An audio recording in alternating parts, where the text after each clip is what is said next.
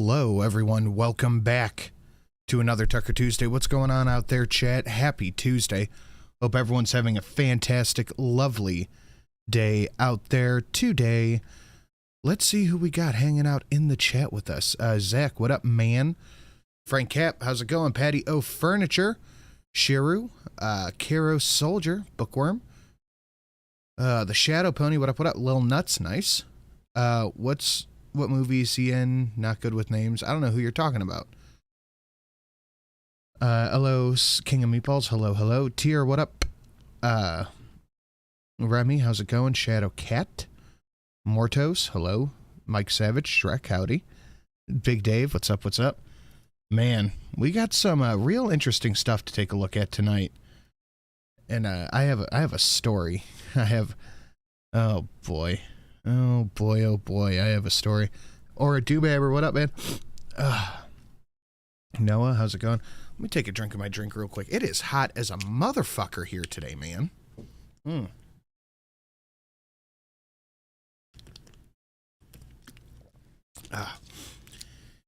It got to, like, not only is it hot, but it's fucking humid. I think the heat index got into the hundreds. Like low 102, 103 area. And I didn't realize that it was shit and ballsack hot outside. So I do my thing. 80% humidity earlier. Add 4, so it got up to like 95 to 105. I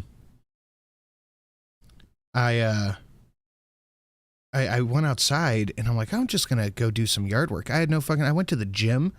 And I go to the gym early now because schedules have changed. So I go to the gym fucking early. I think I'm going to switch that around a little bit, honestly. But anyway, I go to the gym.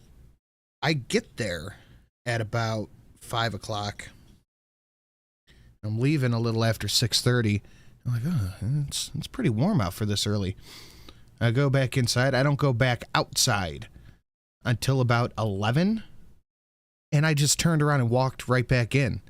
I was going to go weed whack and mow and shit. I'll do all that fucking shit tomorrow.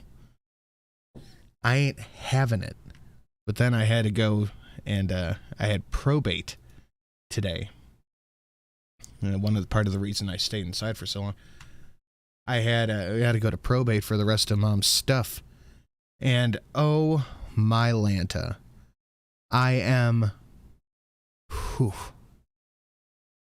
furious. I am absolutely furious with this shit, man. And if I'm going to be honest, it really, really, really upset me. So we do the thing, we get in front of, it was all on Zoom. We get in front of the magistrate and, so he's like, okay, well, you guys filled out the wrong form. And my brother's like, what? What do you mean? This is the form they gave us. He said, yeah, it's not the right form. And we're like, okay, what do we do? And he goes, well, you have to refile everything. And I go, excuse me?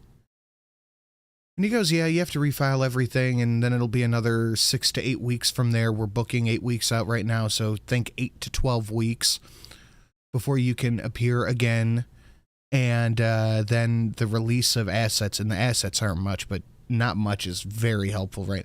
I'll just be honest, it's like $1,100, and my brothers and I are splitting it. He's like, it'll be another couple weeks after that before you can get the assets. I was like, fuck, are you serious? And I go, is there any way we can expedite this? He goes, nope. And I'm like, all right. Okay, fine, I guess. Nothing to be done. I gotta tell you, man, I was super, super looking at that little bit of cash coming my way because I'm trying to save up for this fucking LASIK and I want to get it before the year's out, or at least before spring of next year, so my downtime can be during the winter when I don't have to do much anyway. But nope, I probably won't get it till December, maybe January at the rate things are going. He's like, we're scheduling out till mid to late November, and then it'll be just a few weeks after that. Okay, cool, man, thanks. You gave me the wrong form. And he goes, yeah, one of the clerks just must have given you the wrong form. Okay, cool. That's awesome. Really appreciate that. And like, so there's just nothing we can do. We can't just refile it here real quick. He goes, no, it has to go through all the proper channels. And then we had to sit down and pour through everything and go through all the papers, and that was not fun, to say the least. Very upsetting. Yeah. Not a great day in Sinatra land over here, but what can you do? What can you do? I was talking to my brother, and I go, man, that 550 would be a lot of fucking help toward down payment for LASIK and shit. And he goes, yeah, clearly. I'm like, I'm bitching. Why do you have to be so blank about this? Government employees are absolute laziest pieces of shit on the planet. Dude, the fucking bureaucracy in this shit is astounding. It is absolutely astounding. And you know, I don't get it. Well, maybe I'm not supposed to get it. But it's like, okay, you know what we have, you know what we have to do. They just inundate you with this fucking legalese. And I got a hold of Shelly today. Her and I were talking. She's like, shouldn't the lawyer handle that? And I'm like, no, we're not getting a fucking lawyer. They're like $500, $600, $700, $800 for a fucking lawyer.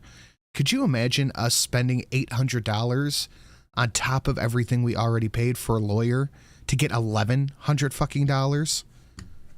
Like, no, not a chance. No way. I'm very upset. Part of it is I thought this shit would be done by now. You know what I mean? I thought this would be done. I thought I wouldn't have to worry about it.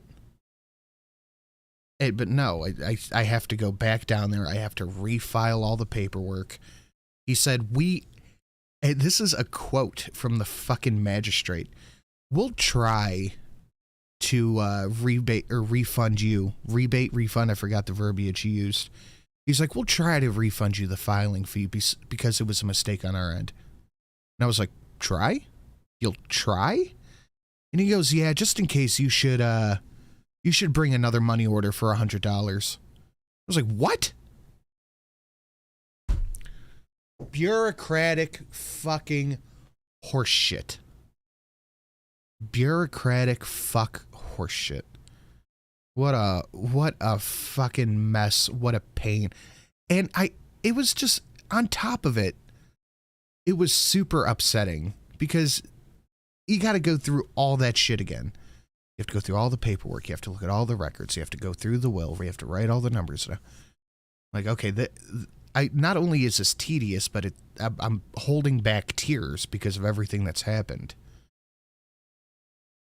So not only do I have to go back down fucking town, to go back downtown, which is a pain in the ass in and of itself doing anything down there, I have to go and re-talk to the clerk. I have to bring another $100 fucking money order. I had to go through all the fucking paperwork, get all upset, get all this shit, and I don't even get the fucking money to put towards my LASIK until December or January, whenever they get around to releasing the assets. I am so... I'm like cold mad, if that makes sense. Do these words mean anything? Like, I'm cold mad. And it's not like it's an insubstantial amount of money, but it's not like we're going for thousands and thousands and thousands and tens of thousands and cars and shit. It's just what was left in her savings account. That's it. Anyway. John Wick after puppy mad? No, I wouldn't say that mad. I'm not ready to go. I don't know. I think a John Wick could cheer me up. I don't know, man. Just fucking aggravating. It's so aggravating. I went off on a tirade. We used my phone for it, and I pick up the phone, I put it in my pocket. I'm like, I gotta go back down to the clerk of courts. More like the clerk of cunts. And I'm like, oh shit, did I hang up the phone? That's fucked. We had that in less than a week. Dude, they're fucking... The feet dragging here is unbelievable. The feet dragging is absolutely unfucking believable. It's like, oh, well, we're scheduling out 2 months. Like, we can't just file it right here real quick. It's almost the same form, just a different thing. He goes, no, you can't do that. So you file it, you bring it up sometime. I assume in the next week, one of you guys will come down here and drop it off. And then we'll schedule you out 2 months, 3 months. Oh, motherfucking cunt shit.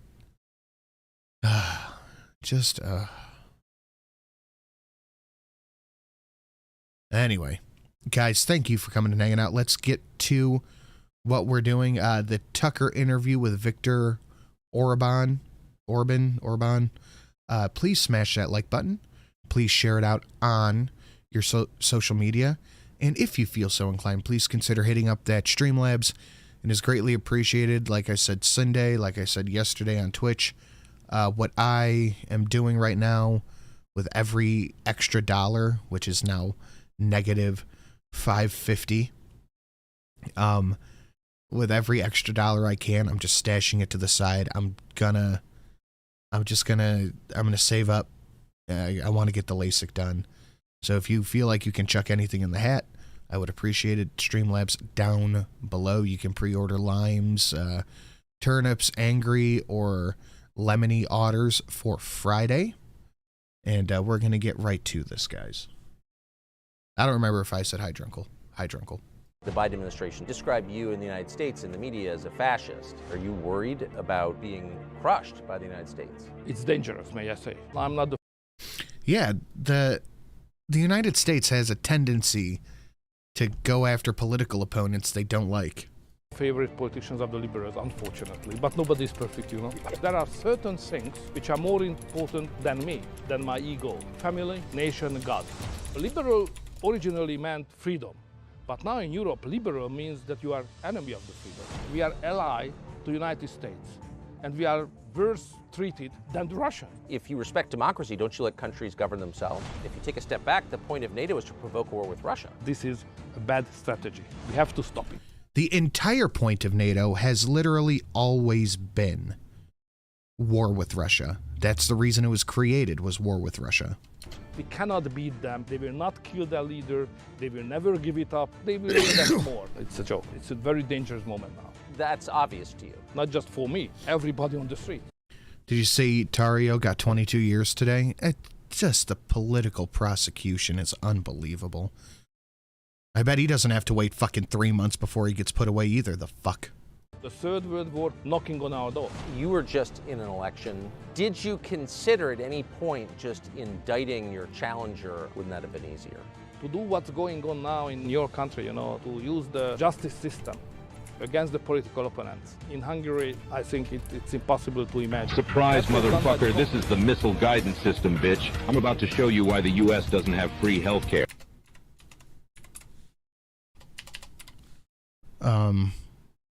Sorry, I don't even have the page up. I'm sorry. Doomhammer for your new eyes. Thank you. I really fucking... I was doing something today, and I got schmutz on my glasses. And I'm rubbing them. I put them back on, and it's still just... It's just the shit. The shit that the glasses do. That's I'm getting so annoyed by it. I was very sweaty. I'm bending over. They're sliding down my... Oh, so fucking over it. As the war in Ukraine completely reshuffles the world order and threatens to destroy human civilization, It's striking just how little information Americans are receiving about what happens there. The nation of Hungary shares a border with Ukraine. Its leader, Viktor Orbán, the nation's longest-serving prime minister, has been dealing with the Russians all of his life. He grew up under Russian occupation. As a young man, he was arrested and thrown into jail by Russian-backed police for his efforts to liberate the country. And as prime minister, he's dealt regularly with Vladimir Putin, whose nation supplies Hungary with most of its energy. Viktor Orbán understands Russia and Ukraine. So 2 years after we last spoke to him, we returned to Hungary to sit down with Prime Minister Viktor Orbán and ask him what exactly is happening in Ukraine right now. Microfiber cloth. I don't know if you can hear it, this little thing. It's like extendable arms with 2 microfiber pads on the end of it. And it's amazing. But if you just get the right kind of schmutz on it, it just doesn't fucking clean it. Now, here's what he said. So in the United States, the view is that Ukraine is winning this war. It doesn't sound like that's true. No, it's a lie. It's not just a misunderstanding. And Tucker should have worded that better, because that's not exactly true. It's not in the view of the United States. It's in the view of the media of the United States that Ukraine is winning. Clearly, Ukraine cannot win this war. They just can't do it. Ukraine cannot win.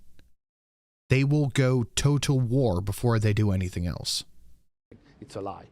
It's impossible. Everybody who's in politics and understand the logic, the figures, the data, no way. Why is it impossible? Because that way, the poor Ukrainians die every day. Yes. Hundreds and thousands, you know. So my heart is with them. So it's tragedy. It's tragedy for Ukraine. But they will run out earlier from the soldiers, number of soldiers, than the Russians. What finally will count is boots on the ground. And the Russians are far stronger, far numerous, more numerous There's more than the of Ukrainians. If we cut off funding, I've said this before, and I'll just throw it out there again. If we cut off funding to Ukraine, they would collapse tomorrow. This fucking shitbag Zelensky has already come out and said, unless the United States and NATO physically pays for them to have the election, that they're just not going to do it. What happened to the billions we've already given you? Like, this is some stuff I genuinely don't understand. And moreover, I don't understand how more people aren't more concerned about it. Because, you know, the United States talks a lot about fascists and Nazis and all this shit. But here you have a government literally refusing to have an election. And they're like, meh, it's fine. They don't have to. It's like, what? Can you pick a fucking side? Anymore. So this strategy, what we are just supporting, is a bad engineering of the strategy. So if the Biden administration has said our goal is to beat Russia, is to effect regime changes to kill Putin and take him out of power. You know, they misunderstand probably the Russians. You know, to understand the Russians, it's a difficult thing, especially if you have an ocean between you and Russia. So when we speak about politics, I mean Westerners, what is the focus point of our conversation? The focus point is freedom. How to provide more and more freedom to the people. Oh, unless you're the Biden administration, then you're more worried about how to take away freedom and how to purge your political enemies. But we're not going to have that conversation right now, are we? Yes. When you speak on politics in Russia, this is not the number one issue. The number one issue, how to keep together the country, because the country is very big. And there's a privilege of the question how to keep together the country and not freedom. Freedom is just another issue, second, third, whatever. We should end all foreign aid. I don't really want to get too far down this rabbit hole, but honestly, when we're to the point where American citizens are suffering to support Ukraine, then yeah, we can tone it down a little bit. First, keep the country together. And that's generate a different kind of culture and understanding of politics. That's create a kind of military approach like they have. Always on security, safety, buffer zone, geopolitical approaches. It's not our culture, it's a different approach. It's legitimate to have that because it's their history. But we have to understand. Yeah, Luna, nuking range is everywhere. Like, there is nowhere not in nuking range. That we cannot beat them as we do just now. It's impossible. They will not kill their leader. They will never give it up. They will keep together the country and they will defend it. We finance more, they will invest more. If we send more technical equipment, they will produce more. So don't misunderstand the Russians. So they're going step for step, man. Every new thing we give them, they're like, yeah, it's fine, we got it. Okay, well, we can make some of those. Sure, why not? Why do you think the stream goal here is yeet Ukraine? It will definitely yeet Ukraine, but it'll also help me get new eyeballs. not going to get sick of Putin and throw him out. Come on, it's a joke. What would happen if the West succeeded in killing Putin? What would happen to Russia and its nuclear stockpiles? Okay, so that's They would be emptied on us. I think if the left, well, yes, the left, but I think if America somehow directly had a hand in assassinating Putin, that nuclear stockpile would be dropped on our fucking heads. okay, may I recall one of my experience? Yes. So I was prime minister exactly at the time when the change happened in Russia, Putin after Yeltsin. Yes. Yeltsin was very weak and getting weaker and weaker. And I do remember the fear of that time here in Hungary and in Europe as well, whether there will be a new leadership or not. So the real fear here was that there will be an anarchy in Russia. Yes. Putin is out and no new guy who is coming in strong enough to keep together the country, the nuclear arsenal and the army control and so on. So everybody was happy when realized that after Yeltsin, Putin come in and started to control the military and the Russian power as a leader. So Really? Who was happy about that? everybody was happy. I do Everybody. remember that. So now Putin is in power for long, long years. We forgot about how dangerous when there is no strong leadership or interregnum in Russia. The interregnum is the worst case possible. So, But that is our goal. That is the goal of the U.S. State Department. yeah, but it's a mistake. If this is the goal, it's a mistake. It sounds very dangerous. That is absolutely the goal. And maybe I'm getting a little conspiratorial on you, but I think personally that this goal has been set up for a long time since Hillary Clinton started blaming the Russians. It's more than dangerous, Okay, if to sit in Washington, safe United States, is a different feeling than to. So what's fucking almost 8 years that this has been a thing that people have set up, almost 8 years? To sit here in Budapest. Ukraine is next door country, So what's going on there could have an immediate impact in 24 hours here in Hungary and so on. When I was very young. Further back, then, I think you're right. I think it was Syria with Obama, too. I didn't even think about that. 86, if I remember well, there was an explosion of the nuclear power station in Ukraine by accident. Yes. And it infected us immediately. So if there is an escalation in Ukraine, Chernobyl polluted. Chernobyl, yeah, that could have an impact on us immediately. So it's Washington is far away, Russia and Ukraine is close. That's the Hungarian approach. So, given the manpower imbalance between the Russian and Ukrainian armies and the attrition of the Ukrainian army, hundreds of thousands dead. And many Hungarians as well. Nobody knows it. But As one of the few leaders in Europe that actually gives a shit about his country's well-being, well, no wonder the fucking United States hates him. Is that shocking at all? But we have a minority, a strong minority, more than 150,000 people in the territory of Ukraine, which was earlier part of Hungary. So it's a historical minority community living there. They are part of the Ukrainian state, and they are conscripted now to the army. And they die. They fight for Ukraine, and Hungarians, soldiers dying for Ukraine as Ukrainian citizens. So we lost, Hungarian nation, we are losing lives daily as also.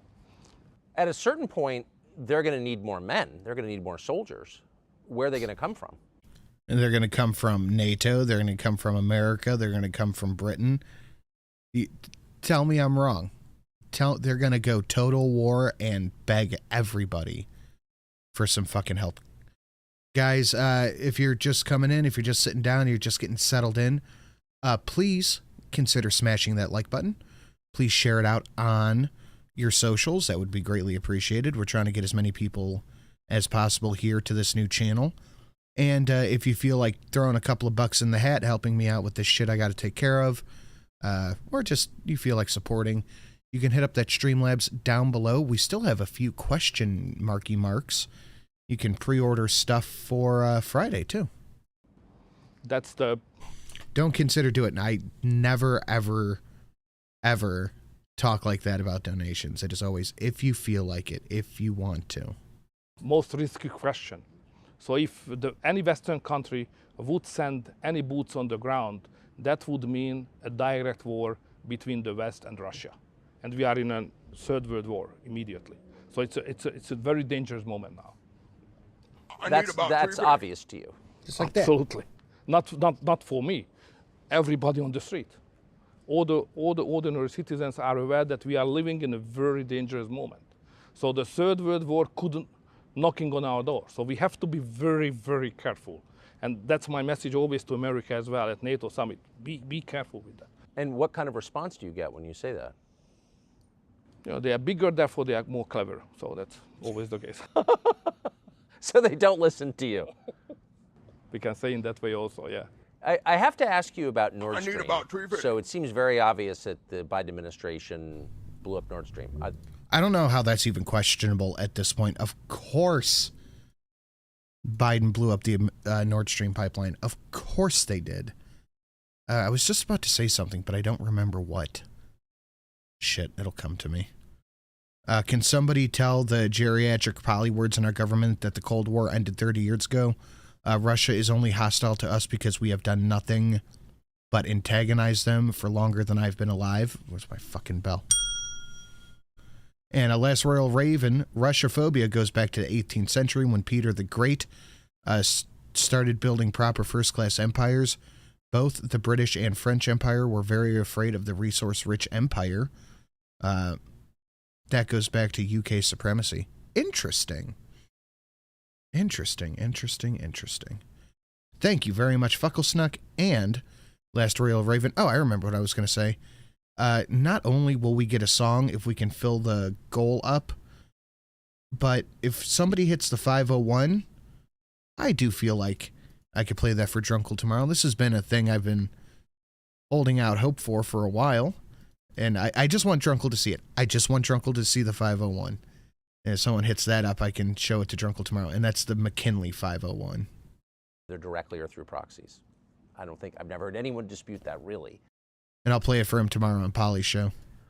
How is Western Europe, and Germany in particular, the biggest NATO member in Europe, not saying anything about this? It seemed, I mean, that just crushed the German economy. Why don't they say a word about it? So when it has happened, we commented it as a terrorist attack.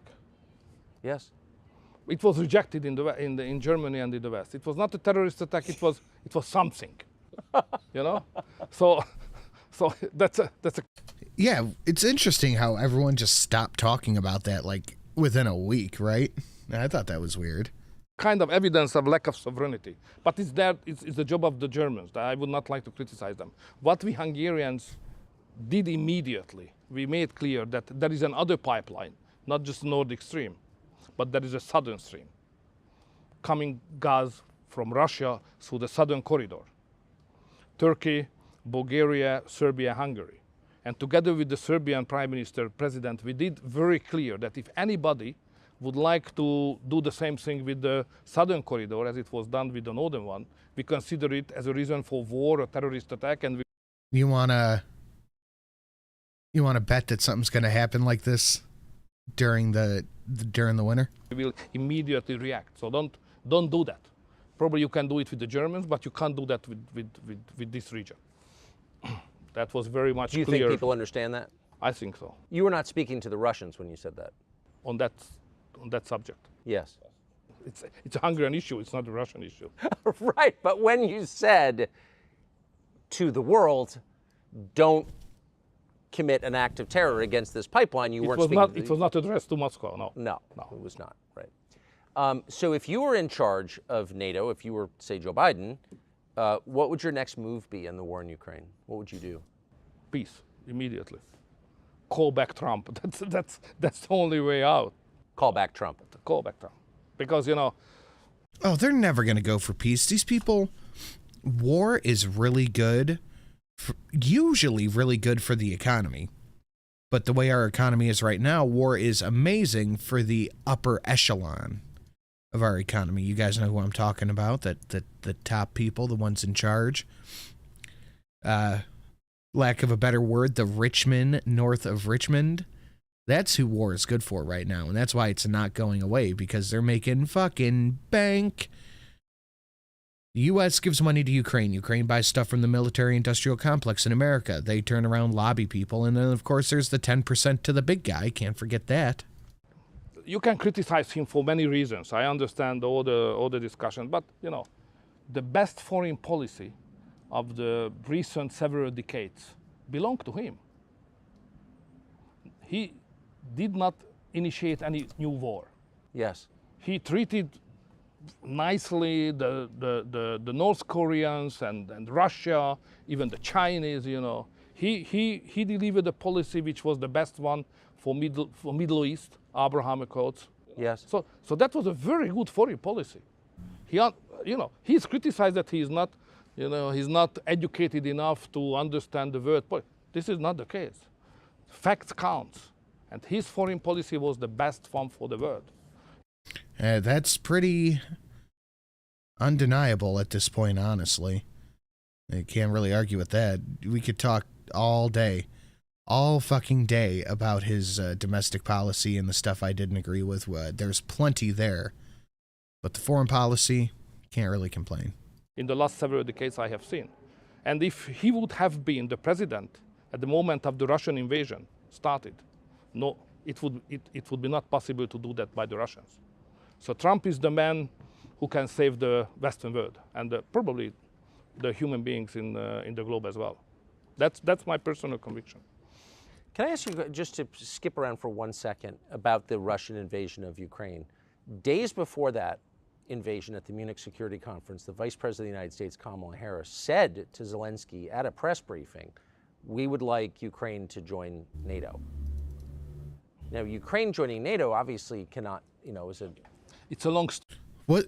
Now, I got this wrong Friday, and I'm so sorry. I don't remember what the fuck the answer was. But wasn't NATO never supposed to go past East Germany, I believe? Story. When the idea of membership of Ukraine, NATO, was raised, it was in the summit of NATO, Bucharest, 2007 or 8. Russia was not strong enough to stop it. So there was a real chance at that time. Yes, not an inch east. Yes, correct. Ukraine cannot enter NATO. Then why the motherfuck is Kamala Harris saying that they should? I swear that they're just trying to antagonize Russia so they first strike us. To integrate the Ukrainians into NATO. But it was rejected. There was no agreement among the big Western countries to do so, so it was postponed. But after 2 or 3 years later, the Russians became stronger and stronger and stronger. And now they are even stronger. So we missed the historical opportunity to do so. And this window of opportunity is not open anymore. So we can't do that. So we can't afford to have that long borderline between Russia and Ukraine, who belongs to NATO. That would mean immediate war danger to all of us, even in Washington.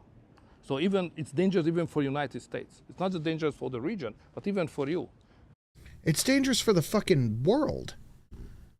Like, why are we just going back on treaties for no reason? for the families. Because it living could provoke a nuclear exchange. So, you know. So it's not a realistic proposal at this moment. So forget about it. We should say just the opposite. We should make a deal with the Russians on the new security architecture to provide security, sovereignty for Ukraine, but not membership in NATO. So why, and that I think your view is shared by many sober people who watch this. So why would the vice president say something like that at a moment when there were Russian troops massed on the Ukrainian border? You know, it's difficult to follow the... And this, again, this might be me being cynical. This might be me reading too deep into it, being conspiratorial, whatever, whoever. Personally, I think that they are perfectly fine with saying stuff like this because these people don't really give a shit not who they have to kill, who dies, who gets hurt, what happens. I don't think they give a shit as long as they can keep getting paid the way that they are. The mindset of a big power like you are. So it's a different approach to everything than the approach of 10 million people of Hungary with the historical experience, knowing the Russians better than you know. You always think that you know better because of the Cold War, but it's not the case. You should They never occupied Washington. Yeah. You should ask us. How does it work? What is the way of thinking? What is the cultural context? So back to the piece, if you were in charge, or if Trump were to win in 2024, how would you approach that? What would it look like, the settlement? First, you should admit, probably publicly acknowledging, that the key is in your hand. So if United States would like to have a peace, next morning there is a peace. Because it's obvious that the Ukrainians, the poor Ukrainians... Oh, hello, always lost on nothing else. What's going on, man? Long time no see. On their own, they are not competitive in this war. So if there is no money and there is no equipment from the West and especially from the United States, the war is over. Yes. The solution is in your hand. Is in the hand of your president. The present one or the future one. But you will solve it. The United States can do it, nobody else. It's not the solution for the Ukrainians. Of course, it's about Ukrainians. They cannot be neglected. They must be involved. But the real factor is not Ukraine. The real factor is intention of the United States. Yes. Can't really find anything too much to disagree with him here. I don't know a lot about Orbán, but I have to say that a lot of the stuff he says not only sounds legitimate, but he's very articulate, if that makes sense.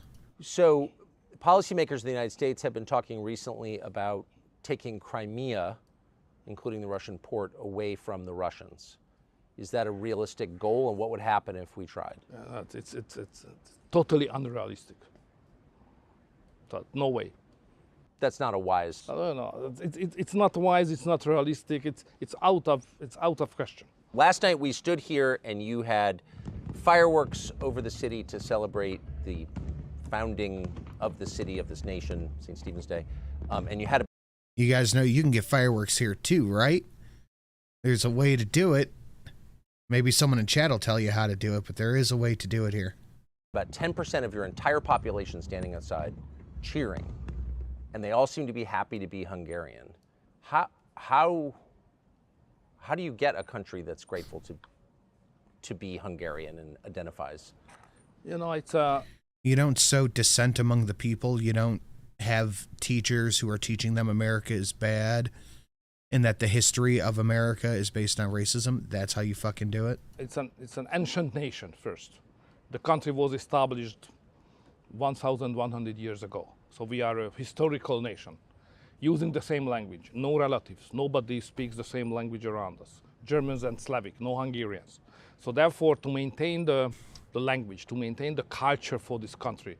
Sheru says a big-ass donation. At least on this channel, a McKinley or a comma not only gets you a song, but it gets you a motherfucking fireworks show. It's a big achievement by itself. So we celebrated, even yesterday. Oh, did you guys hear that? That was my shoulder popping. That we did it for more than 1,000 years, that we are still Hungarians. And to be Hungarians we are very proud of it. We love the nation, we love the country, and we are proud of it. It's not very much mainstream thinking, political thinking of today Western societies, but in Hungary we are still very patriotic and Christian and committed to that values, not in an ideological level, but on the streets every day. Do you think that's why you're so unpopular among the leadership in the United States and the West? I am not. If Trump wins, the war will be delayed for 4 years? I hope so. I'm not the favorite politicians of the liberals, unfortunately, but nobody is perfect, you know. But why do you think that is? The country seems to be thriving. That's usually the measure we use. No. Hold on. But nobody is perfect, you know. But why do you think that is? The country seems to be thriving. That's usually the measure we use. No. It's more about our civilization. I mean, the Western Christian civilization. Now, the main division line is not according to ideologies. It's deeper. It has an anthropological character. So, on one side, in Europe and probably in your country, but in Europe definitely, there are groups of people who think that the most important thing of the world is their ego, themselves, me. This is the center of Luna, I'm doing that thing where I tap the side of my nose and I point at you. the world. The other camp of the people, the other part of the society thinks that it's not true, because there are certain things which are more important than me, than my ego. Family, nation, God. And because they are more important than me, I have to serve this higher level of things. Oh, no wonder they hate this guy so much. He cares about his family, nation, and God, if that's your gimmick. So this society has a majority I just know for a fact that we hail the whale here, and that's the God we pray to. here in Hungary. And the other society, which is concentrating only me, you know, only dealing with myself, it's more westernized, dominating factor of the political life. And the governments of the West, more belonging to the first group of the people. I belong to the second one, and Hungary belongs to the second one. Our constitution is concentrating on the we, you know, how we are linked together, family, nation, God, what is common, you know. So we, the Hungarian nation, that's how we speak on that. It's totally out of fashion now in the West. I see those AHBWs in the chat. Nicely done, guys. And European societies. But why would that be so provocative to certain people in the West? I mean, different countries have different traditions. Mongolia has its own religions, language, but that's not offensive. But something about what you said is very offensive. Because in the Western societies, politics very often led by intellectuals. And the intellectuals like to be ideologists, a special approach from the ideological point of view. And you know, ideology is a very difficult thing because it has an exclusivity. So when the liberal says that this is the interpretation of society, it means that this is the only way to interpret the society. If you do differently, you cannot be a good man. So we have another interpretation. We have a Christian and national, more traditional interpretation of human being and society. But they can't accept it because it's different. So we are plural, they are hegemonistic. That's the problem. I don't know if I follow that train of thought the whole way, but I understand what he's saying. I think we can extrapolate that out a little bit and understand that hegemony and, well, however you want to pronounce it, homogeny, hegemony, the ability to exist as a people all together, that is what makes a country good, not constantly going at each other's throats or wanting to hurt them or destroy their lives for them being different than you. It's really fucking shitty. It's very shitty. What else is shitty is that like ratio, guys. 140 watching and 70 likes. You gotta pump those numbers up. Guys, smash that like button.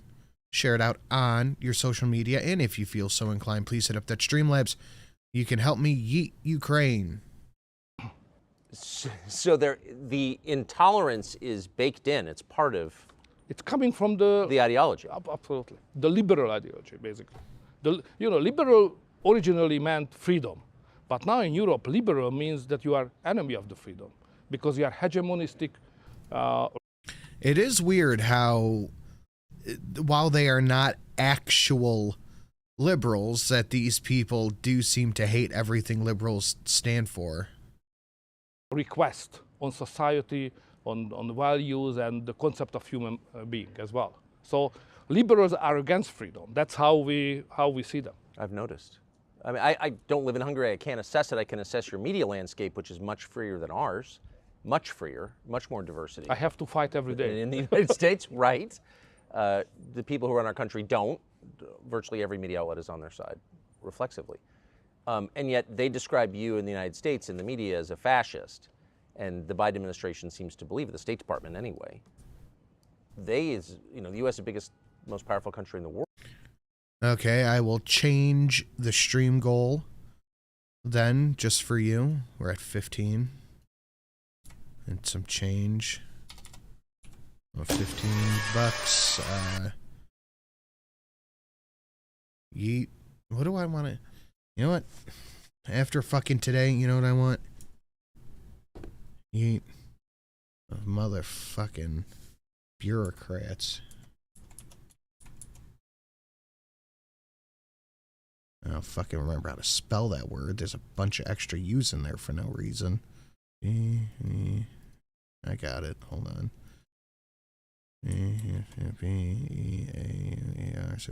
Bang. Okay.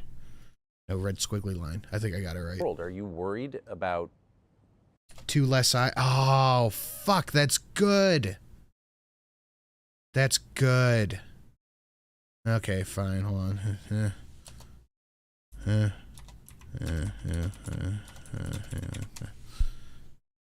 There we go. Oh, that's not gonna fucking work.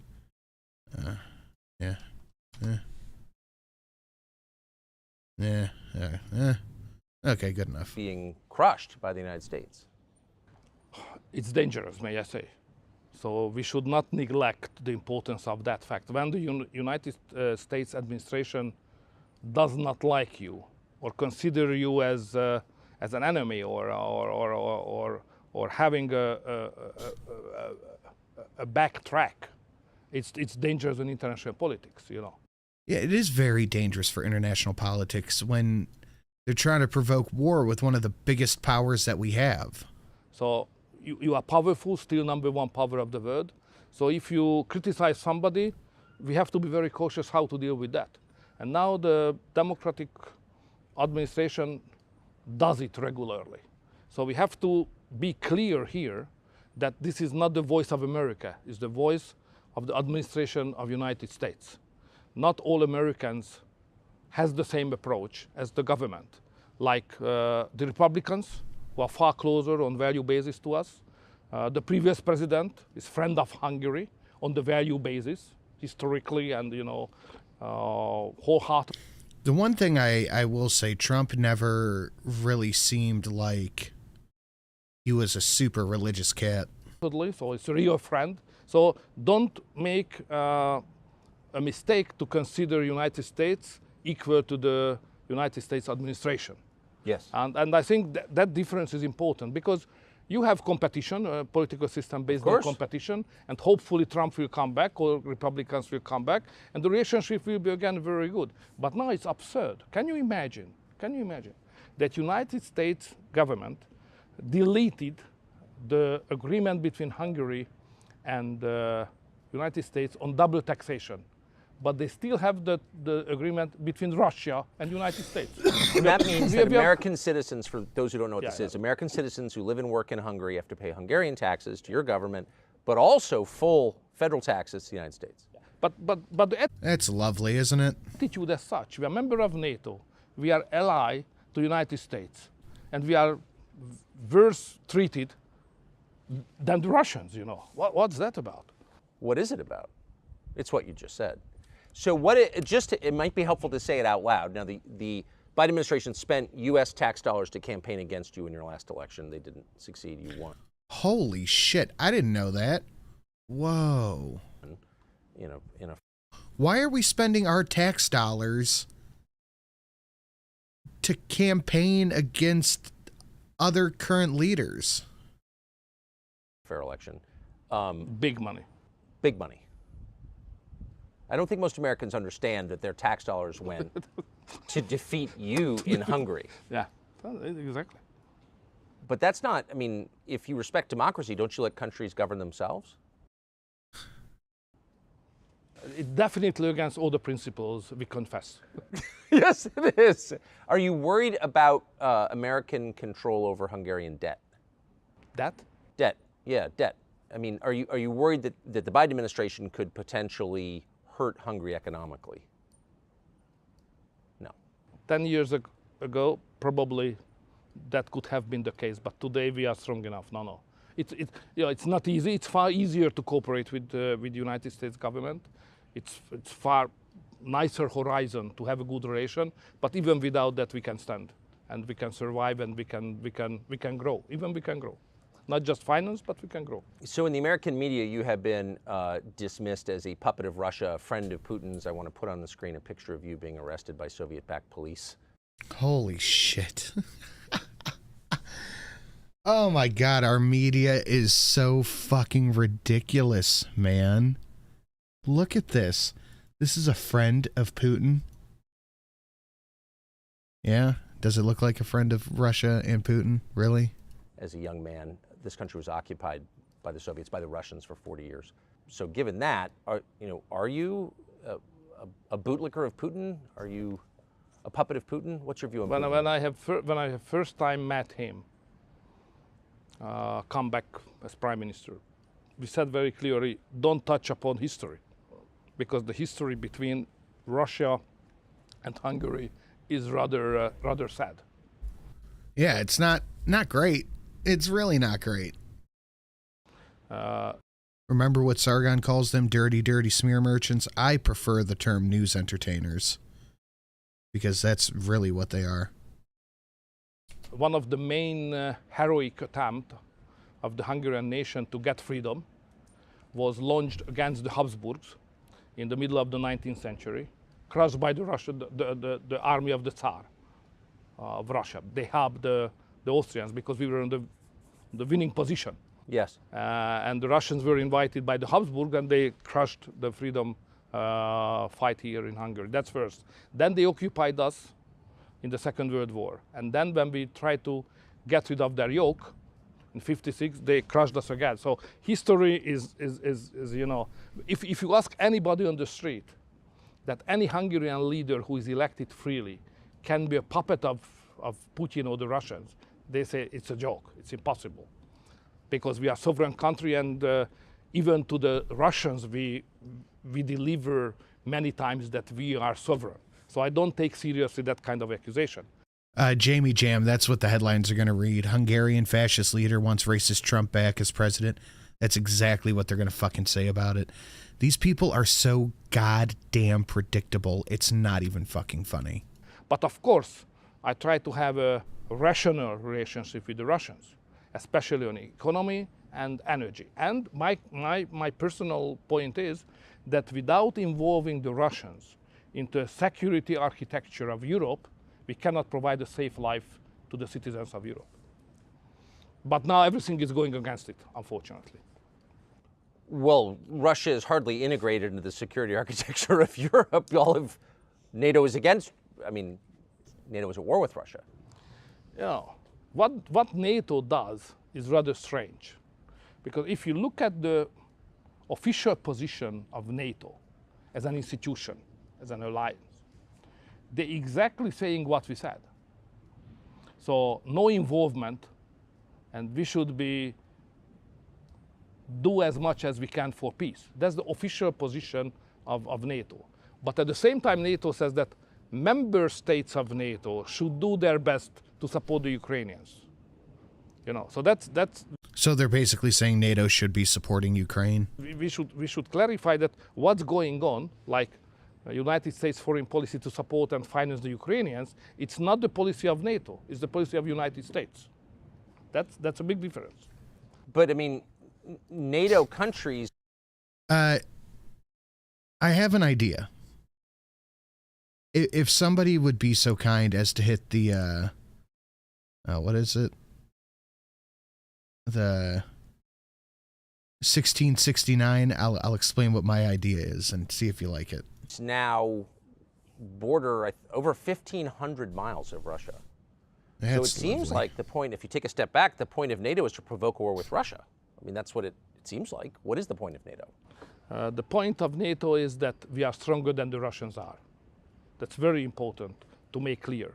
Okay, there is the nuclear ham and beans, that's hilarious. Armament, Yes. which must be balanced, but on conventional weapon context, we, NATO, are far stronger than the Russians are. The Russians are not strong enough even to beat the Ukrainians just now, you know? Yes. So therefore, if somebody is belonging to NATO, Money me.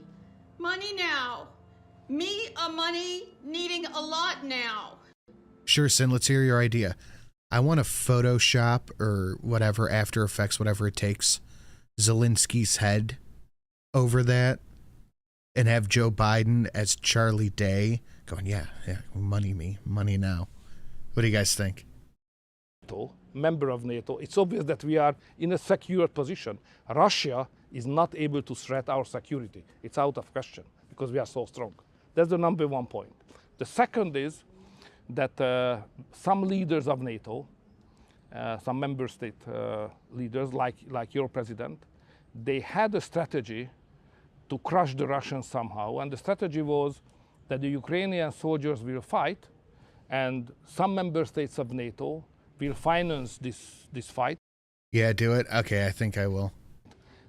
By money and by military It'll be hard because I'm not super good at that shit, but I'll give it a try. technical equipments. And this is the way how military Oh shit, that just worked. I manifested that by asking. Drunkle, are you still in chat? we can beat the Russians. We Hungarians said very clear at the very first point, this strategy will never work. So this is a bad strategy. And now we have 1.5 years of the war and it's obvious that this is a bad strategy. Clearly it is, but they don't care because money. Money me, money now. I am here, leave me out of your shilling. I need Drunkle to see the 501. We have to stop it.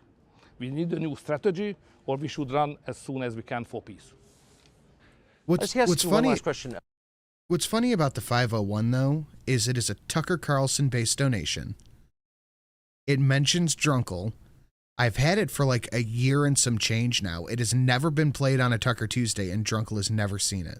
About Trump, since you brought him up a couple of times. You were just in an election that I know your staff was worried you might lose. There was an open question. You won pretty sizably, but it was a real election. Oh, it was. Did you consider at any point just indicting your challenger on fake documents charges and trying to throw him in jail? Wouldn't that have been easier? Wow. Wow. Listen to that fucking dig. Sizably, but it was a real election. Oh, it was. Did you consider at any point just indicting your challenger on fake documents charges and trying to throw him in jail? Holy shit, Tucker. Wow. Wow. Wouldn't that have been easier? You mean against me? Yeah. Okay, we have some bad chapters of our history, but that kind of Dog cat sent a little bit. Can you tell? civilian war, cold civilian war, was not part Spicy. That was Spicyuusy right there, man. of our culture. So we can beat each other, we can argue against each other, but you know, to do what's going on now in some countries and even in your country, you know, to use the justice system against the political opponents. In Hungary, I think it's impossible to imagine. You know, that was done by the communists. It's a very communist methodology. I wonder if he's trying to say something there with that little jibe. To do that. So in Hungary, we are all aware that we disagree on many things. Ideology, values, vision on the future, even practices of politics. But you know, we belong to the same nation. Okay, we are rivaling, but what is the final sense of this argument? and competition to unite the nation, yeah? To provide a better future. So you can't say that. Right, Luna? Big thunk. I will kill you or I will send you to the prison, and you know, if you follow that track, no chance to unify the nation. If the nation is not unified, you can't run for big purposes. So competition is okay, but it must be fair, legally perfect. Otherwise, you can sacrifice your country and the future of your country for your personal success, which is not acceptable, at least not in Hungary. All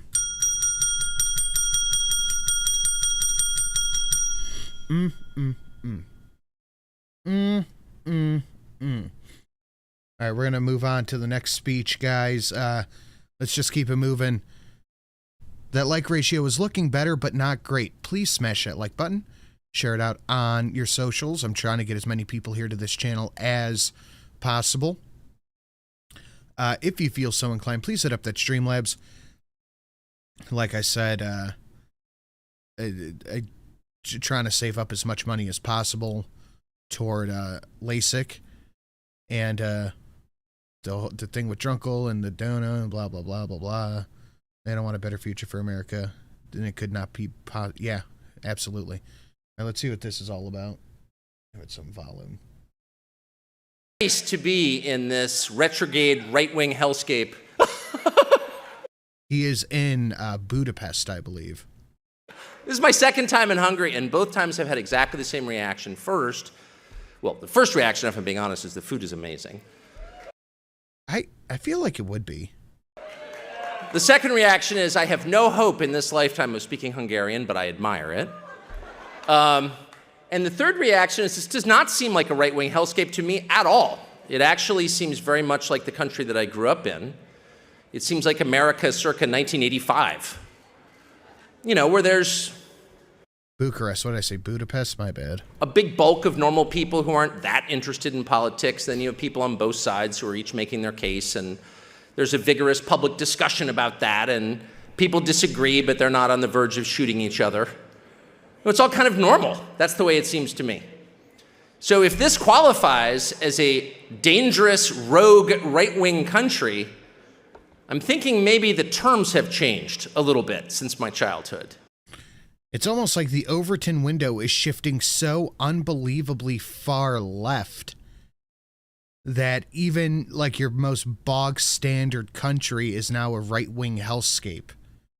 I wonder what the difference could be. And that leads me to the apology that I want to begin my remarks by giving you as an American. I'm 54, so I've watched my country for a long time, and I'm loyal to it. I will never leave. I don't have another passport. I love the United States. For all its flaws, as you do when you're from somewhere, it's like your own family. It's imperfect, but it's yours. And so I would be remiss if I didn't bring up the fact that this little thing he's saying right here, this is how most people should feel. It's not perfect, but it's mine. I want to improve it, and I love it for what it is. Like this, that I wish more people had that thought process. So you love it, and that's how I feel about the U.S. And so I'm not in the habit of apologizing for the United States. In fact, I don't think I ever have. But the behavior of the American ambassador to Hungary makes me want to apologize. It's disgusting and inexcusable.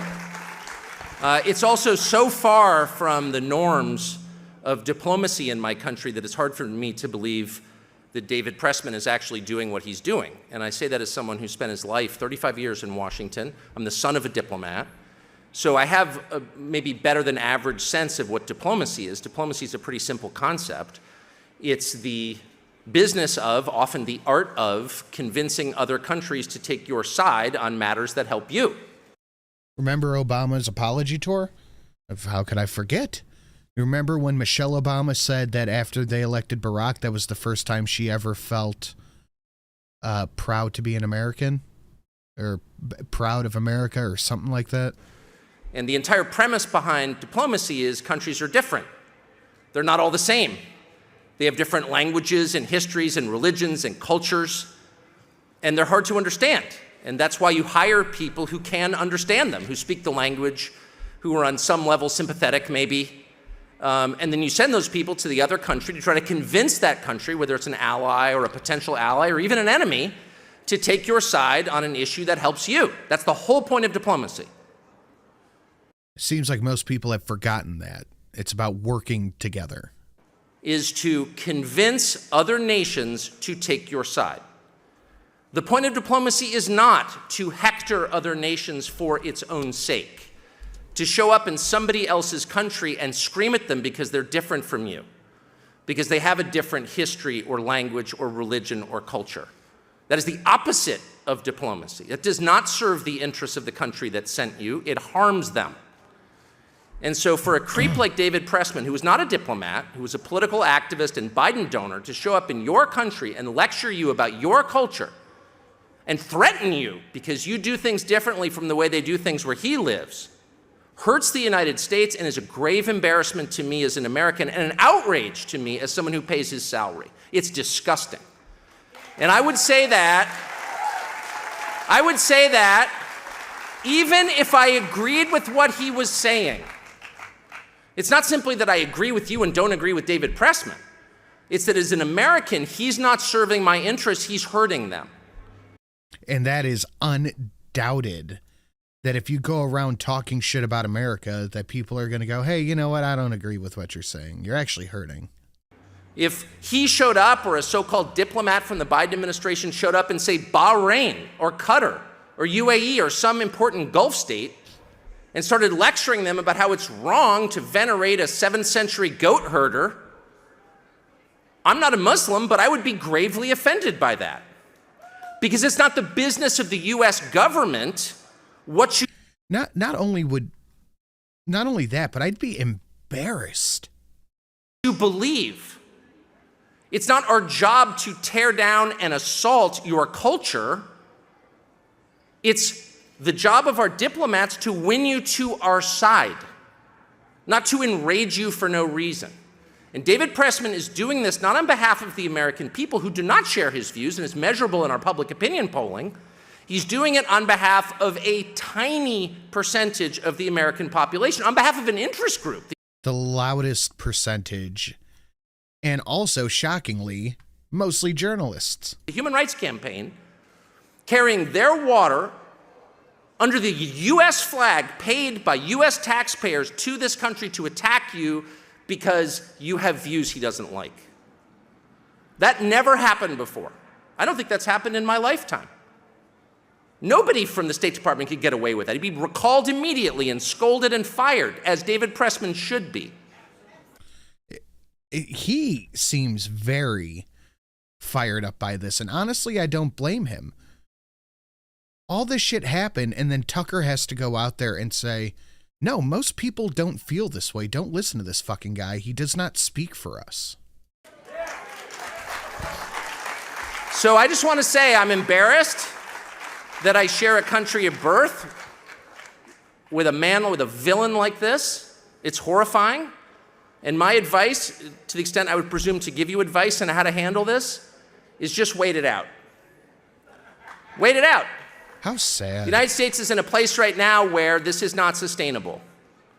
You can't run a global empire based on the imposition of boutique sexual politics on countries that don't want them. Has he been watching the show?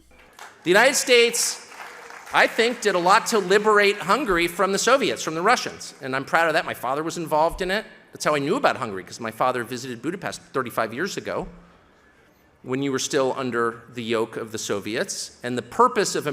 Tucker is the voice of the U.S. that has been silenced. Yeah. Yeah.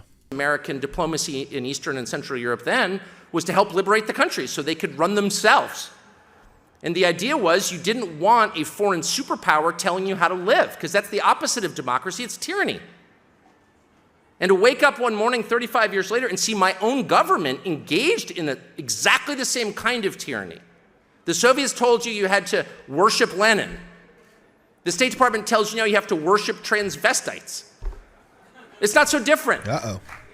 Uh-oh. It's a foreign power pushing its weird boutique religion on you, and it's wrong. You worship whatever you want, it's your country. And I just believe, as a practical matter, this can't continue because that's not the basis for a successful empire. Everybody wants freedom. Everyone understands the concept of self-determination. If you go to people who are under a foreign yoke and you say, someday you can be free, they understand that. They want that. That's a product you can sell because everybody wants it. You show up in a country and you say, you know what, your boys really should be girls. You know, there's some percentage. Now that is actual subversion. Will be excited by the prospect of never having grandchildren. But most people won't be excited by that. In fact, most people will say, but boys can't become girls. It's biologically impossible. Sex can be determined at the chromosomal level. We can dig up bones 300,000 years old and tell whether they were male or female. There's no non-binary in science. Now, here is where I will diverge a little bit. If you want to be trans, be trans. It's perfectly fine. But your skeleton will be your skeleton. You're insane. Go away. Most people... Oh, that like ratio's looking a little bit better, but I think we can improve it. Don't want that product. Yeah, that stream goal's not going to work. Fuck. You know what? I'm just going to keep it like this. Boop. Was that 32? I'll just do it like that. Actually, we'll be more specific.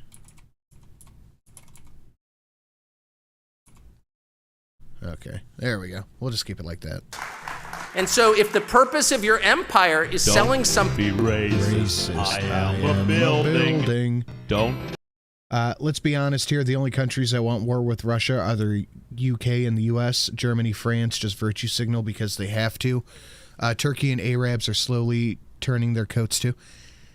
Yeah, last I heard, the US relationship with the Middle East is not going well. It's not a stellar relationship going on over there. Guys, we are almost 10% to goal. Thank you very much. Thing that nobody wants, you're not going to be in business for very long. And my hope is that the United States is in business for 1,000 years. I love the United States. It's my country. I was, to restate, born there and am never leaving, and I love my country. Yeah, I would never, ever move out of the United States. Are you joking? But the people who run it right now are dangerous and insane.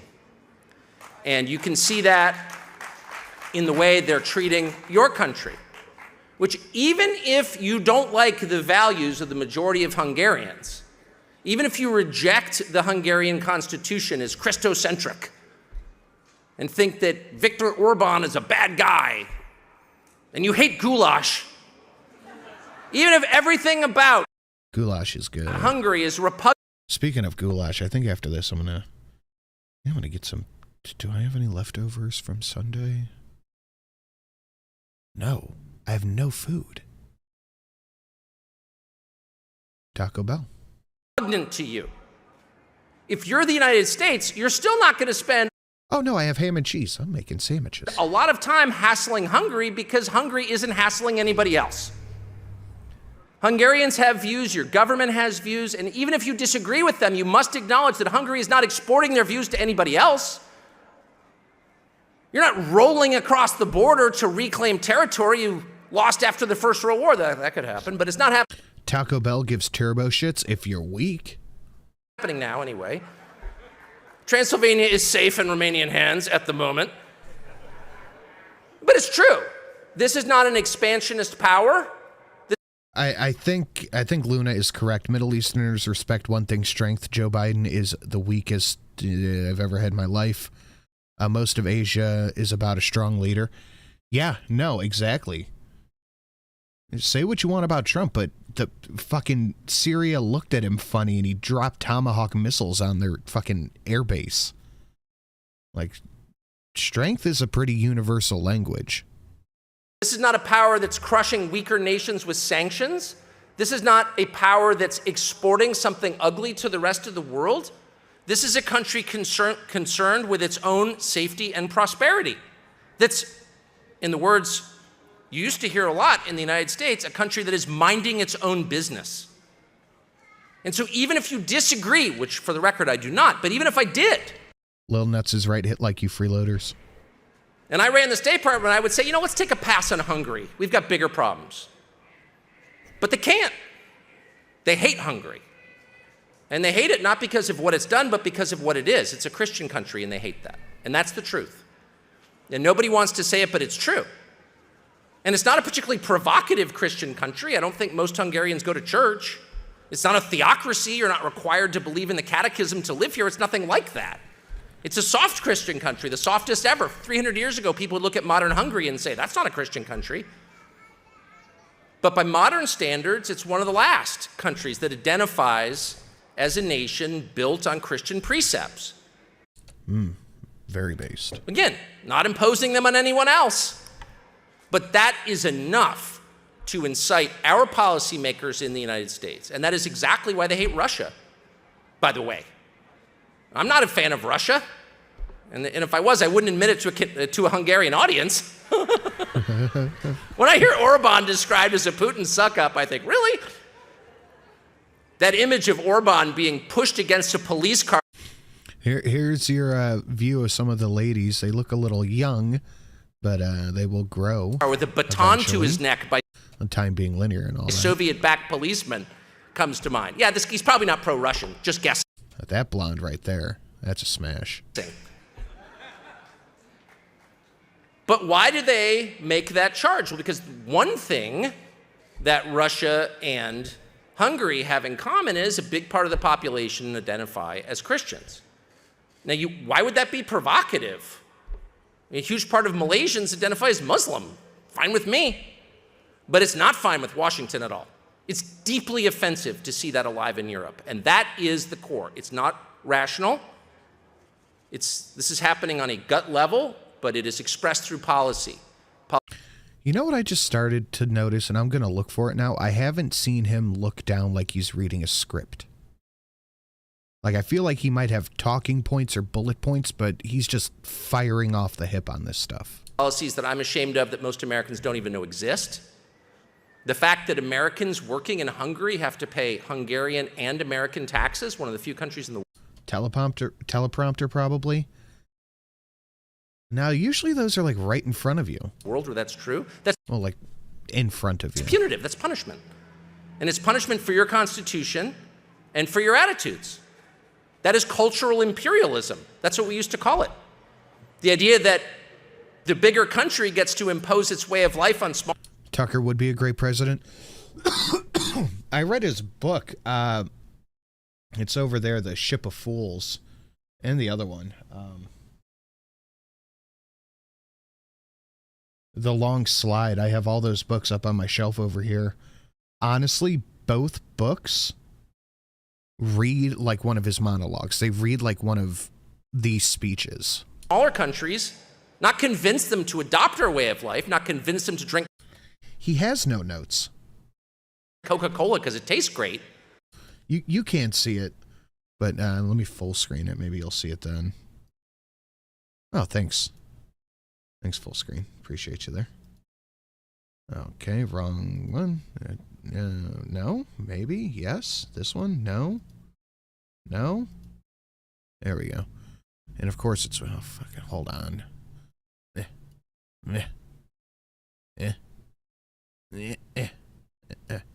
There is no notes. He's got no notes on his podium.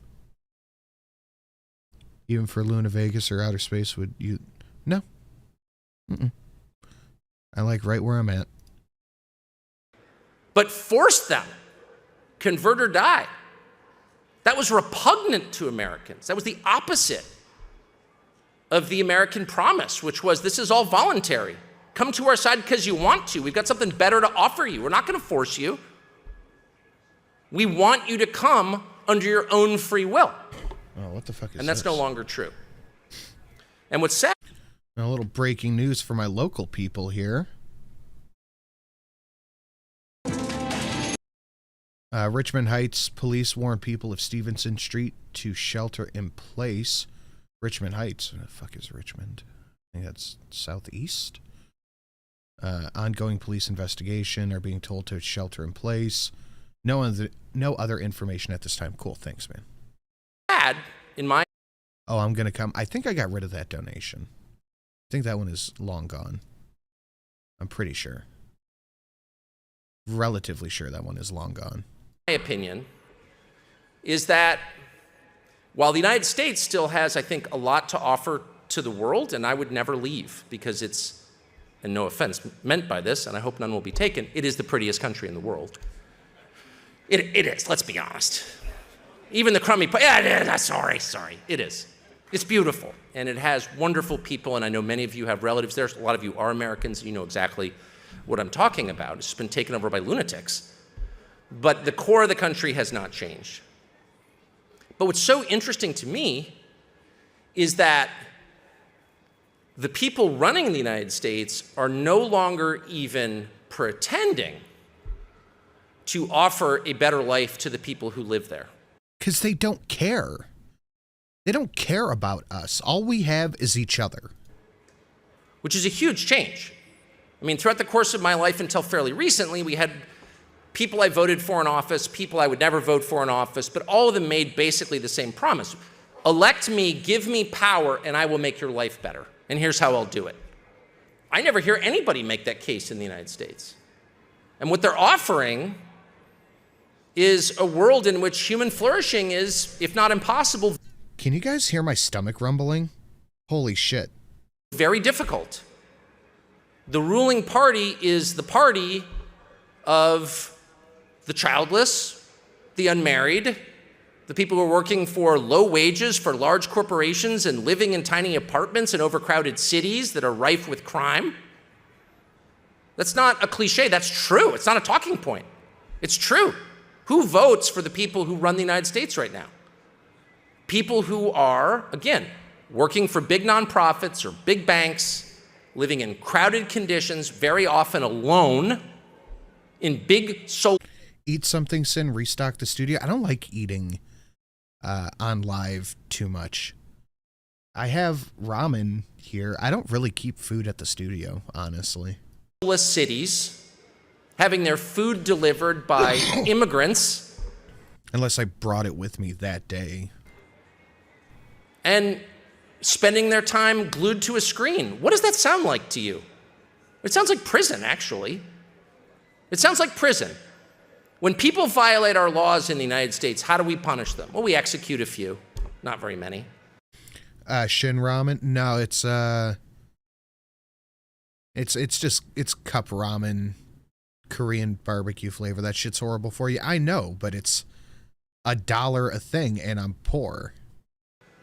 But mostly, our harshest punishment is locking them in a small cell where they can't see the sky, where their food is delivered through the bars, often by immigrants, from the commissary, which is the Uber Eats of prison, where they have to sit. What about keeping some protein shakes? I don't like the pre-made protein shakes, honestly. I'm not a big fan of them. Cut off from nature and in hold on, I'll tell you what the brand is. Hold on. Let me walk over here. Oh, Jesus.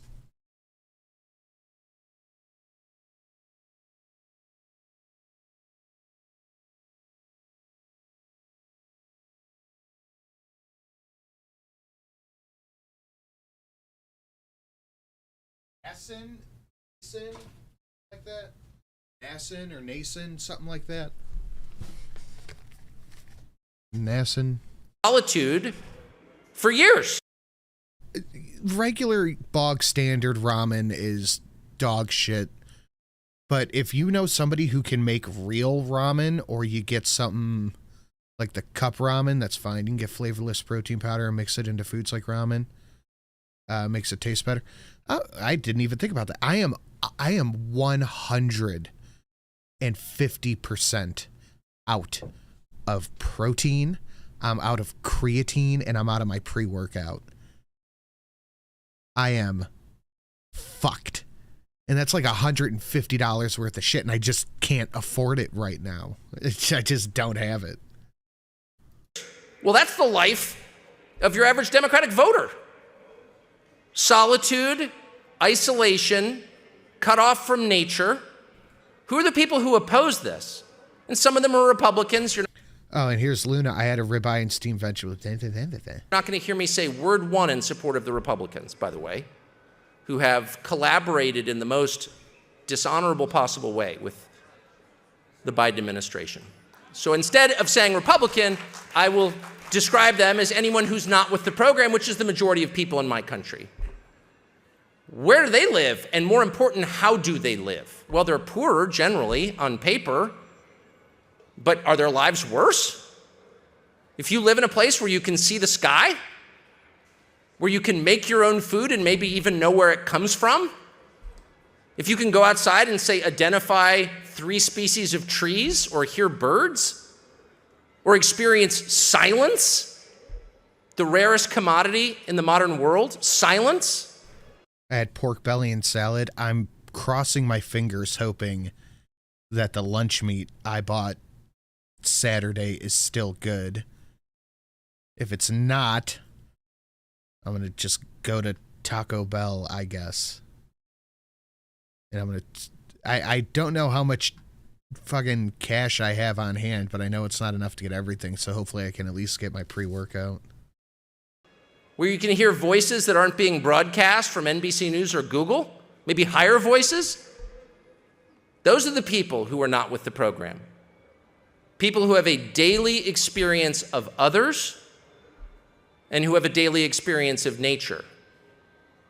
And those people are much more likely to acknowledge a power beyond themselves and beyond their government. And there's a reason for that, because they can see it. When you're isolated in a cell. Why wouldn't it still be good? Did you leave it out? A ham doesn't last super long.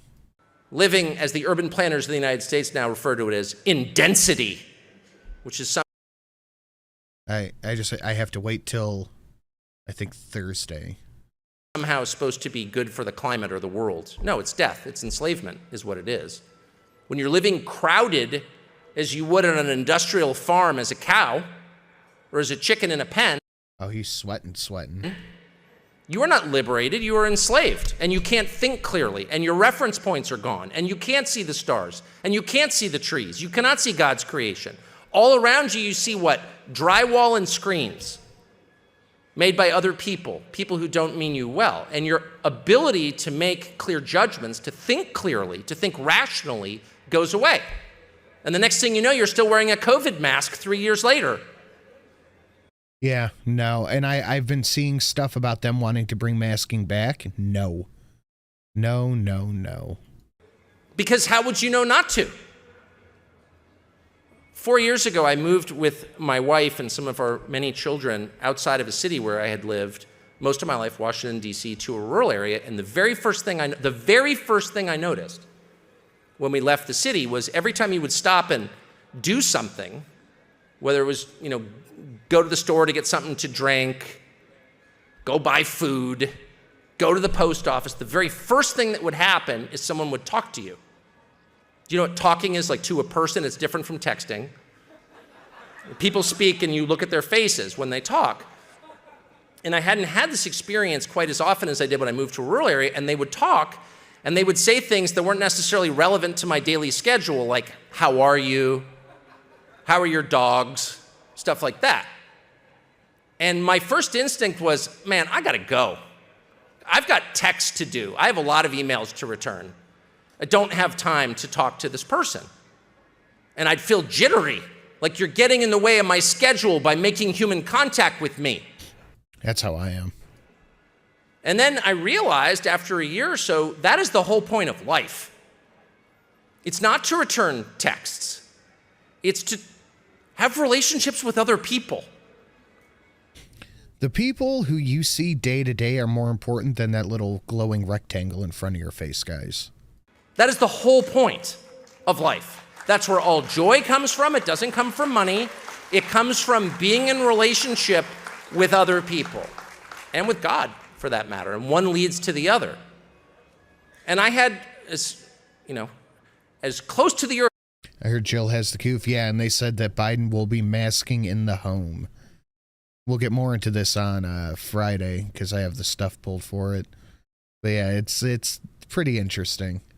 As I tried to live while living in a city, I completely lost track of this. And so I guess I would just end on this. If you're trying to assess whether a political Tucker Tuesday sponsored by Pfizer. Yeah, you know, all the times I have shilled for the vaccine. philosophy is a good philosophy or a If I had that Pfizer money though, I wouldn't be out of fucking protein powder and pre-workout, creatine. bad philosophy. The test is really simple. Look at what it produces. If a politician, if a leader is telling you, vote for me, support me, send me money, I'm on your side, you can know whether that person is worth supporting by the world he has created. I could tell you what though, when I say support me, like, share, send money if you want, all that shit, I want you to do that not because you think that it's going to do anything other than just support the content. These people, give me money, I'll fix climate change. Give me money, I'll do this, I'll do that. No. If you want to support, you just support because you enjoy it. Because you want to help out, shit like that. I hate how politicians like sell shit that they're never going to do. Both around him and within his own home. Is that person happily married? Does his wife respect him? Do his children listen to him? How many dogs does he have? Is the town or city or country that he runs getting prettier? Is it cleaner? Is it less crowded? Is there more or less graffiti? Are there more people living on the streets? What percentage of people are on drugs? How many people died of drug overdoses on the sidewalk last month? Support because you care. Exactly, Luna. Support because you care. These are measurable. And so by the fruits, you will know whether this is a good thing or a bad thing. By the way, hey, Poltergeisha. And you will also know by the degree to which the person lies to you. My Patreon months to you funds more joy in my life than money from the government takes away from me. Thank you, Frank. I appreciate that. Now, all politicians lie. It's a feature of politics. So it's a matter of degrees. Is he lying to you in small ways? Is he bragging? I had 1 million people at my event. No, there were 300,000. No, it was 1 million. Okay, that's a lie. But is it a lie that threatens your existence? Probably not. It's the ones who tell you the 180-degree opposite of the truth who you need to be careful of. And they're the ones who will enslave you. That is true. If Where's my bell? they're telling you it's nighttime when the sun is shining, if they're telling you up is down, black is white, they are the ones to avoid. They are dark forces. And even in a country... I feel like more people need to hear that people who lie to you about stuff you can see right in front of your face, people who say that will 150% absolutely fuck you over. If I drop a 501 on Wednesday, is everyone going to get agitated? I mean, honestly, clearly I wouldn't be agitated, but I will throw it out there that neither one of them should get agitated either, because both of them often get large donations on my show. Country as great as mine, with as many choices as any country in the world has ever had, there are 150 different brands of cat litter in the United States. We have choices. But even in a country like ours, where the promise is there's a flavor for you. Well, look at her giving the camera a little blinky eyes. Brands of cat litter in the United States. We have choices. But even in a country like ours, where the promise is there's a flavor. I don't know if it's a smash show. Flavor for you, there is no diversity whatsoever. There is no choice in the information that you receive in our media landscape. Everybody is saying the same thing all the time. And that is on every media channel. Every single one of them. They're all saying the same thing. They're all saying the same fucking thing over and over and over. And now you have to ask yourself, why is that? And of course, the answer is very simple, because they're lying to you. And anyone who doesn't lie is punished and pushed off the stage. Now, I've been in the media business my entire life, 32 years, since August of 1991. And I've known this, and this realization has grown over the years, but it's in traveling outside of my country that it becomes real to me, and most recently this week in Hungary. And I'll just give you one example, and that's the war in Ukraine. Now, I think decent people can have different views. Luna. Oh, fuck, my bell's not working. God, come on. Our media is the government. It's at least ran by it. This is one of the biggest debates I've ever gotten in with Ranting Monkey ever. I said the government runs the media. Politicians run the media. He said, no, it's the other way around. The media runs politicians. I said, absolutely not. That shit gets filtered down and disseminated. But I think I eventually talked him over to my way of thinking. On the war, I have my opinions. You may disagree with me. I don't think that makes me a bad person or a servant of Putin. And I don't think your opinion makes you an idiot or a bad person either. I think it's totally fair to disagree. What I object to is lying about what the facts are.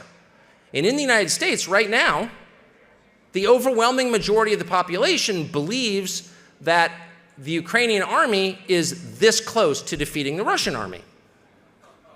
And, you know, again, I think it's totally fair to root for the Ukrainian army. I'm not attacking anybody. I'm sorry that Russia invaded Ukraine. I'm not taking the Russian position on this. I'm merely saying that the fact of what is actually happening, not what we wish Jesus Christ, Drunkle, would happen, but what is happening is essential if we want to make up our minds about what to do next. And in the United States, virtually everyone I've ever met believes that Ukraine is winning. What is 2 less eyes? I'm trying to save up to get LASIK. That's all I'm really trying to do. Now, if you think about this for a moment, here you have one country which has 100 million more people than the other country and has much deeper military industrial capacity, can make more missiles, make more bullets, make more tanks than the other country. So over time, the bigger country is almost certain to win, correct? This is a physics principle. Right. It's not a statement of allegiance. You're not a shill for somebody for acknowledging that. If we're wrestling and you outweigh me by 100 pounds, you're probably going to win because you're bigger. That's a... That is usually how these things go. Usually. Not always, but usually. Fact. And yet, my country, a nation of 350 million people, has been told exactly the opposite for a year and a half for ideological reasons, as a function of propaganda. It is lying. And the scary thing is that otherwise very smart people believe it, even though you can still, and this may change, go on Wikipedia in the United States and look up population numbers. How many people live in Russia? How many people live in Ukraine? Oh, one outweighs the other by 100 million people. That's probably going to win. Maybe we should force a peace or whatever, or adjust our expectations accordingly. But no. And it's funny, I showed up here in Budapest a couple of days ago, and I've talked to a bunch of different people and eaten like maybe 27 different meals. Gain a lot of weight in your country, I gotta be honest. That's not a criticism, just a fact. And I've asked every person, you know, back where I come from, the most informed, the most technologically superior nation in the history of man, the only country to put a human being on the surface of the moon. That's us. We did that. In that country, everybody believes that Ukraine is one F-16 away from beating Russia on the field of battle.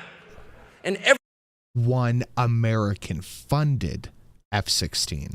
Every single Hungarian, most of them are anti-Russian, by the way. I haven't met anyone in Hungary who likes the Russians, just being honest. They don't like the Russians. But everyone has looked at me like I'm insane. What? No. No. And it's embarrassing. It's embarrassing to be from a place that has...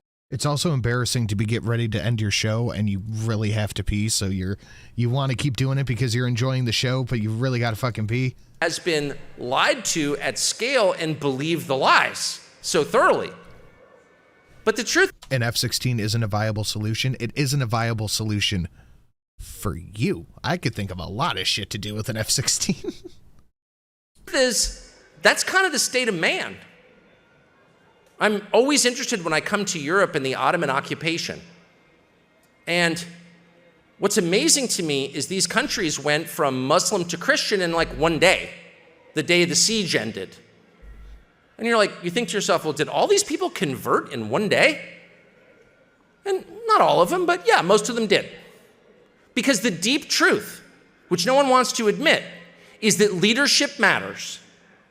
When you have wise leaders who articulate clear goals and whose ideas are rooted in reality, physical reality, and unchanging human nature.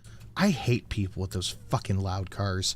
They're so obnoxious. They're so annoying. Like, dude, I get what you're doing, but it's a Honda fucking Civic. Those leaders will have happy, prosperous countries.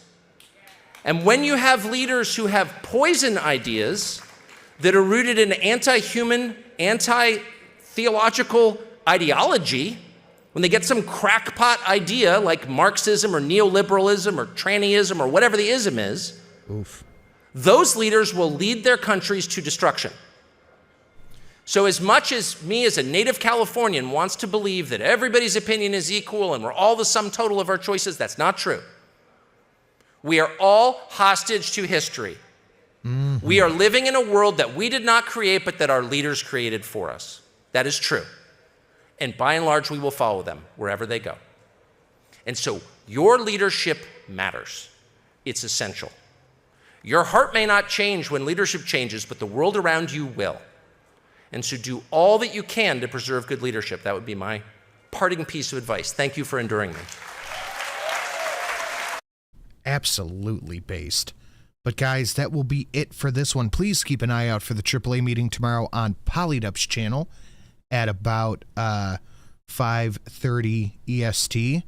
If the planets align properly and I get enough of my chores done, I would like to do a midweek catch-up on Foodie with her live stream she's done. Maybe just an hour and a half or 2 hours, not super long. But that's it for this one, guys. Keep an eye out for those. I will see you all tomorrow. Thank you for an amazing show, chat. Good night.